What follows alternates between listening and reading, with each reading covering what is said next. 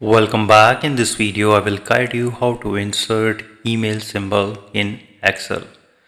For example, if you want the email symbol to appear based on the condition, like only if an email address is present, then use the unichar function.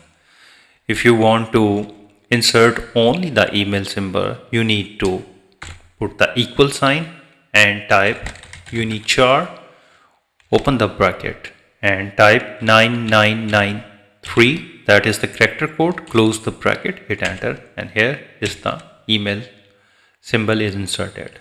You can combine email symbol it with the text, and you need to use this formula. For this you need to put the equal sign, type unichar, open the bracket, type 9993, close the bracket, space bar, use the ampersand, space and double quote, space, double quote, space, use the ampersand, space and select the cells and hit enter, and here you can see that email symbol is inserted with the email.